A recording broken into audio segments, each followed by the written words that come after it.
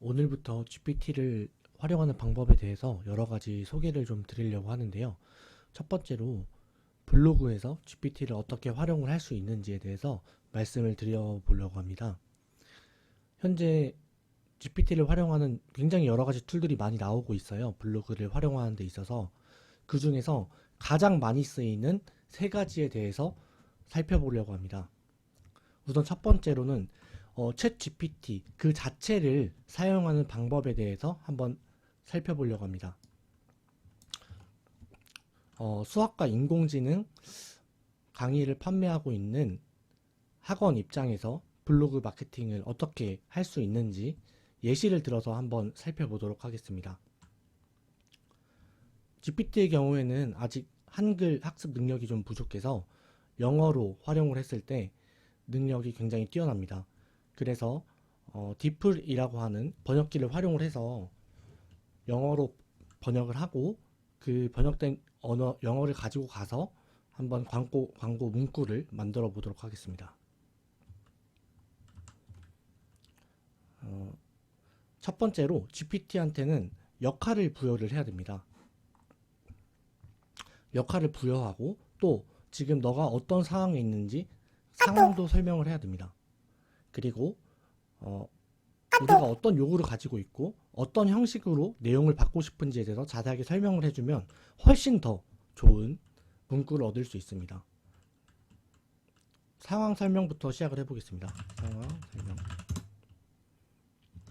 나는 수학 및 인공지능 수업을 찾는 부모님에게 수학 강의를 판매하고 있는 학원 원장님이요. 저에 대해서 GPT한테 설명을 간단하게 해주고요. 그리고 GPT한테 역할을 부여를 해줍니다. 그래서 네가 뛰어난 온라인 카피라이터라고 가정할게. 그리고 우리가 어떤 걸 요구하는지 어떤 블로그를 쓰고 싶은지 간단하게 설명을 해줍니다. 블로그의 광고를 통해서 블로그 광고를 우리 수업의 친구가 돋보이게 소개하고 싶다. 구체적인 형식이 들어가지 않으면 GPT가 그 나름대로 형식을 정해서 알려주는데요. 저희는 조금 구체적인 형식을 미리 제시를 해줘서 그 형식으로 한번 받아보겠습니다.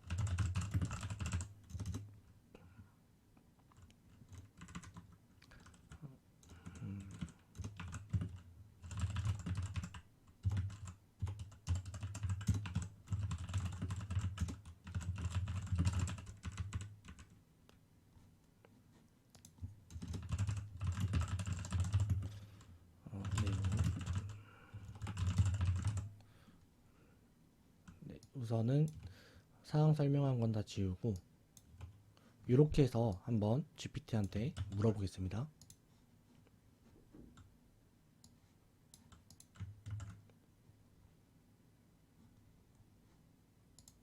GPT를 활용하는 방법이 두 가지 정도 있는 것 같은데요.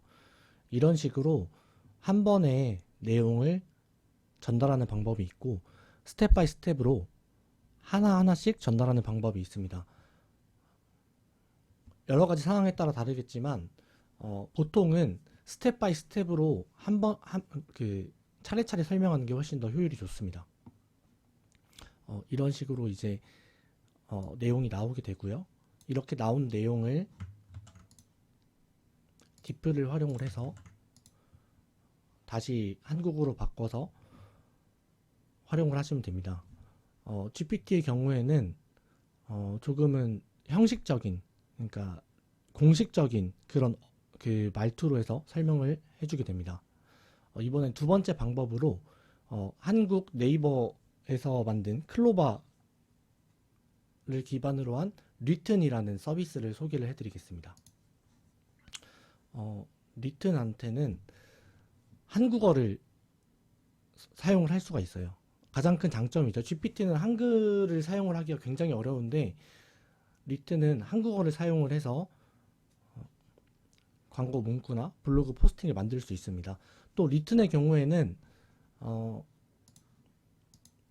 다양한 메뉴들이 나와 있습니다. 그래서 뭐 인스타, 유튜브, 이메일, 블로그, 책, 초안, 뭐 상세 페이지 이런 식으로 그 세부적인 카테고리가 다 정해져 있어서 조금은 좀 구체적으로 편하게 문구를 만들 수가 있습니다. 그래서 리튼에 한번 문구를 만들어 보도록 하겠습니다.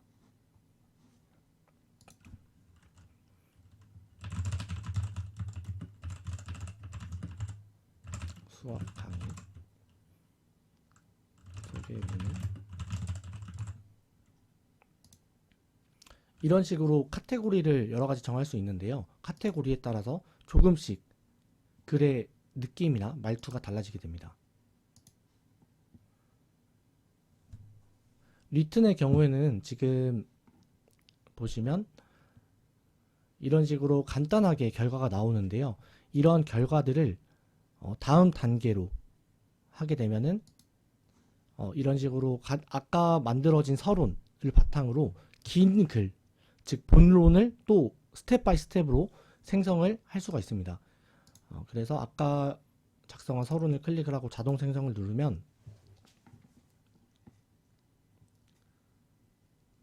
이런 식으로 본론이 만들어지게 됩니다.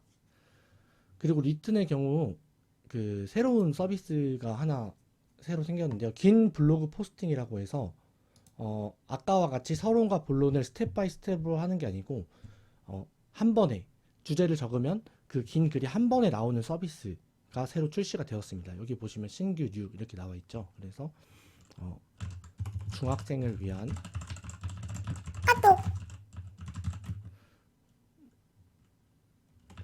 활용한 수학 강의 홍보 문구를 만들어줘.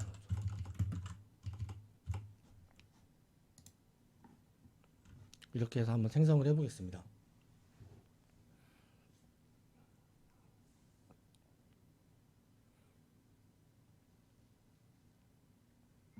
네, 시간이 좀 걸리는데요. 리튼의 경우는 아까 말씀드린 대로 한국어에 좀 특화가 되어 있어서 이런 식으로 보면은 한국어 굉장히 자연스러운 한국어 어감으로 글이 생성이 되고요. 한국에 맞게 한국의 특징에 맞게 이런 식으로 내용을 생성을 해줍니다. 마지막으로 살펴볼 플랫폼은 RYTR이라고 하는 프로그램인데요.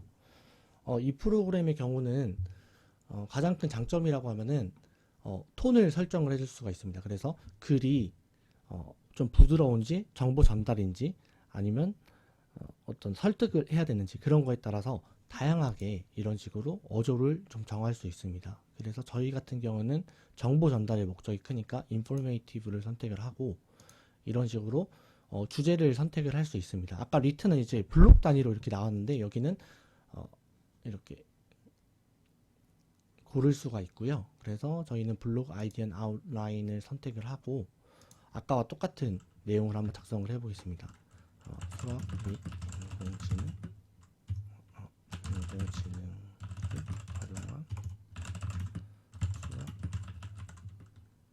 소개 이렇게 해서 number of variant는 이제 몇 가지 안을 선택을 할 건지 설정을 해줄 수가 있고요. 저희는 두 개를 선택을 해보겠습니다. 그래서 작성을 하면 되는데요. 여기 크리에이티브 레벨 같은 경우는 얼마나 좀 과감하게, 그러니까 글의 내용이 되게 좀 대중적으로 선택을 할지 아니면 좀 신선하고 그 대중의 틀을 깨는 쪽으로 선택을 할지 이런 식으로 설정할 수 있습니다. 그래서 기본 설정은 이제 잉글리시로 되어 있고요. 저희는 한국어로 설정을 해보겠습니다.